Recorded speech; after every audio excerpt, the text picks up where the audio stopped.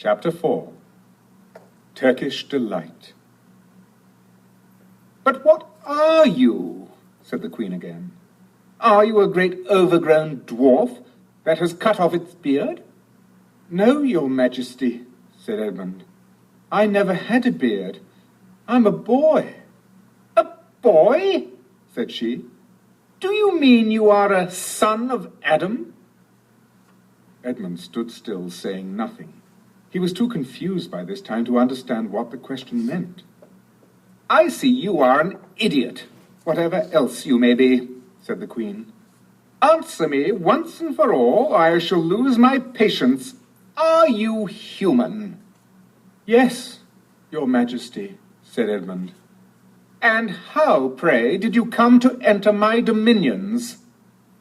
"Please, your Majesty, I came in through a wardrobe." "A wardrobe? What do you mean?" I opened a door and just found myself here, your Majesty," said Edmund. "Ha!" said the Queen, speaking more to herself than to him. "A door! A door from the world of men! I have heard of such things. This may wreck all, but he is only one, and he is easily dealt with." As she spoke these words, she rose from her seat and looked Edmund full in the face, her eyes flaming. At the same moment, she raised her wand. Edmund felt sure that she was going to do something dreadful, but he seemed unable to move. Then, just as he gave himself up for lost, she appeared to change her mind. "My poor child," she said in a quite different voice, "how cold you look. Come and sit with me here on the sledge, and I will put my mantle round you, and we will talk." Edmund did not like this arrangement at all, but he dared not disobey.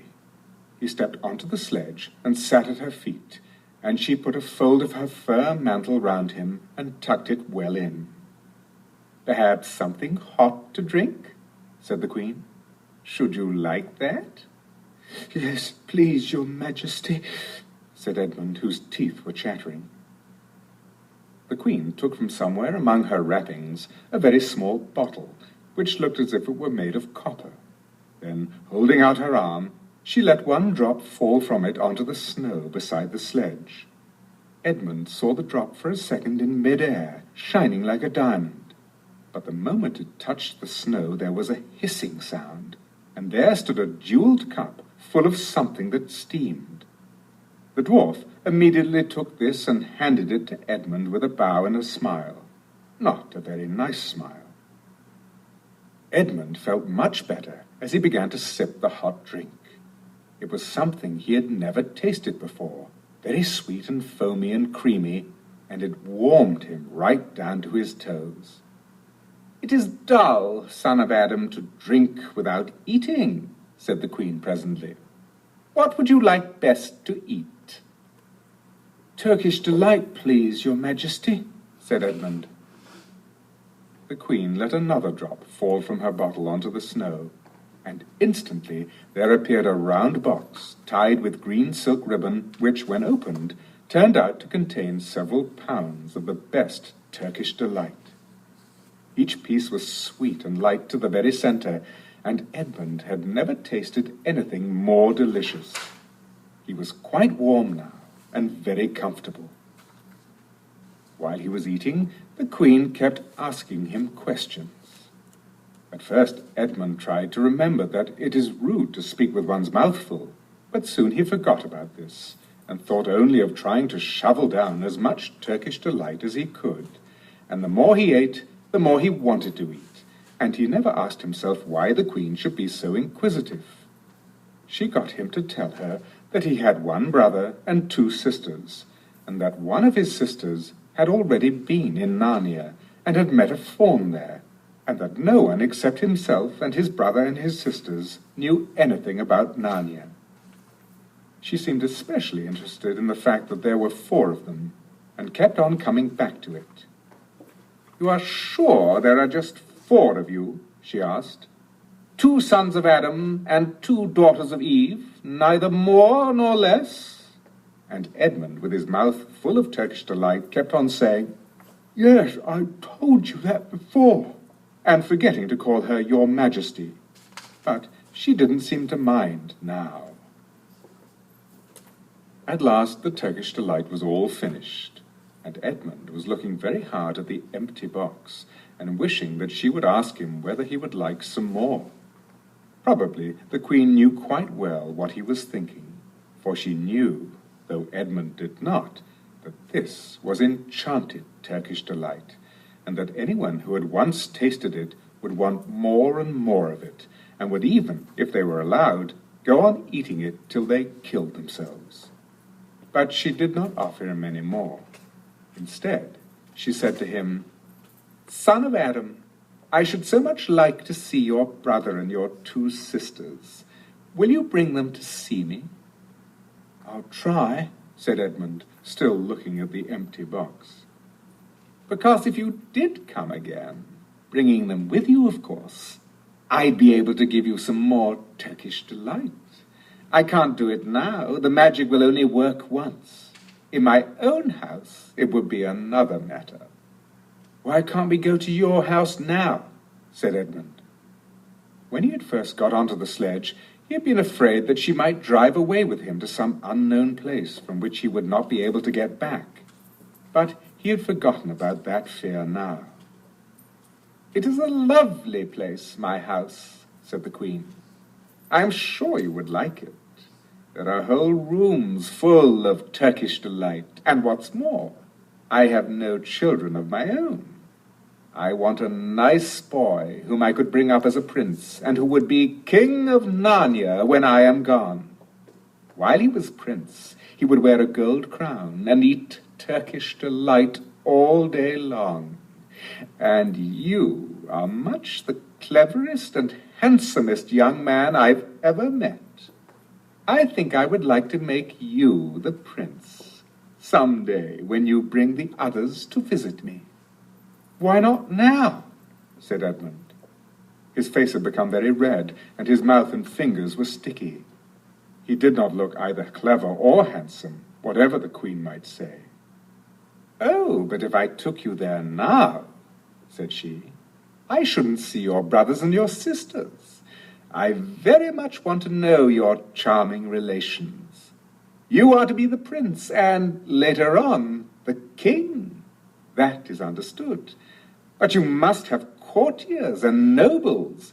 I will make your brother a duke, and your sisters duchesses." "There's nothing special about them," said Edmund.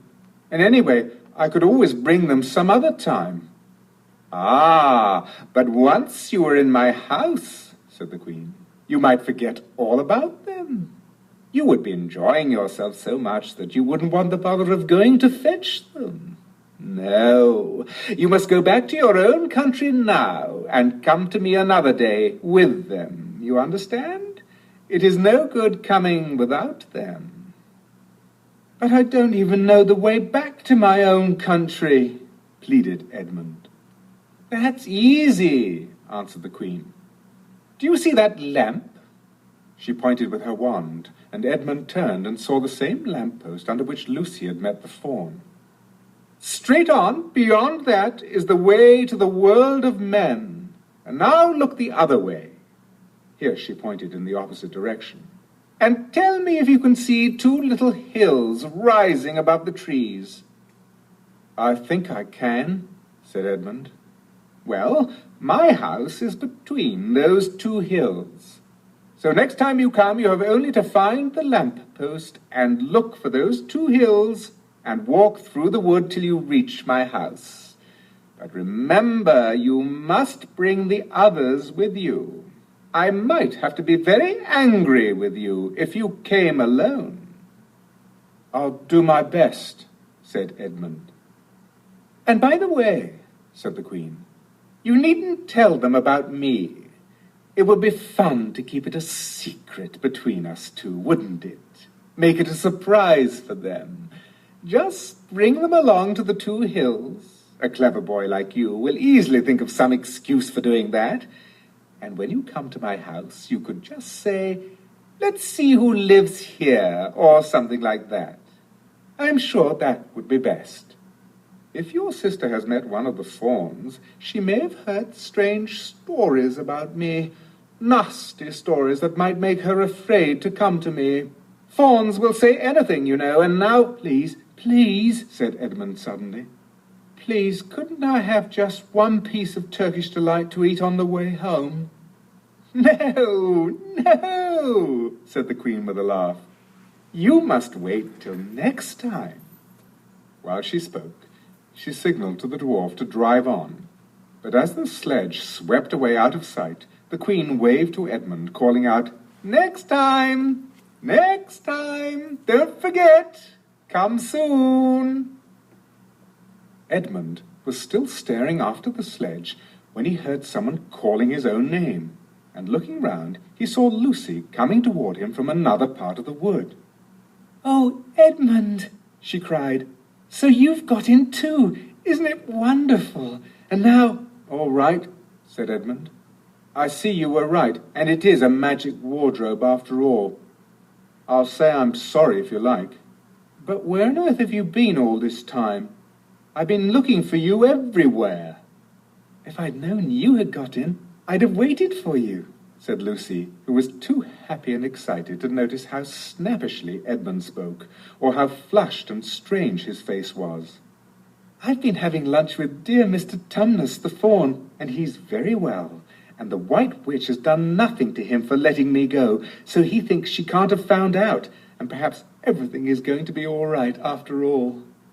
The White Witch, said Edmund. Who's she? She's a perfectly terrible person, said Lucy. She calls herself the Queen of Narnia, though she has no right to be queen at all, and all the fauns and dryads and naiads and dwarfs and animals, at least all the good ones, simply hate her. And she can turn people into stone and do all kinds of horrible things. And she has made a magic so that it is always winter in Narnia. Always winter, but it never gets to Christmas. And she drives about on a sledge drawn by reindeer with a wand in her hand and a crown on her head. Edmund was already feeling uncomfortable from having eaten too many sweets, and when he heard that the lady he had made friends with was a dangerous witch, he felt even more uncomfortable.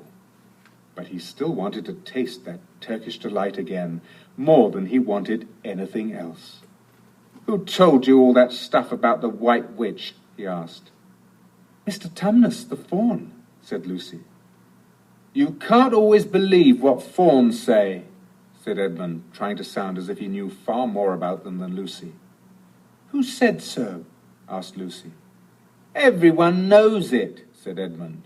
Ask anybody you like. But it's pretty poor sport standing here in the snow. Let's go home. Yes, let's, said Lucy. Oh, Edmund, I am glad you've got in too. The others will have to believe in Narnia now that both of us have been there. What fun it will be. But Edmund secretly thought that it would not be as good fun for him as for her.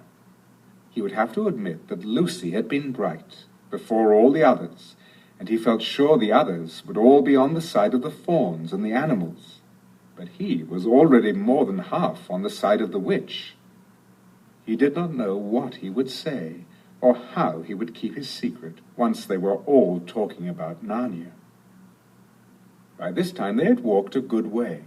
Then suddenly they felt coats around them instead of branches, and next moment they were both standing outside the wardrobe in the empty room. I say, said Lucy, you do look awful, Edmund. Don't you feel well? I'm all right, said Edmund, but this was not true. He was feeling very sick. Come on then, said Lucy. Let's find the others. What a lot we shall have to tell them, and what wonderful adventures we shall have now that we're all in it together.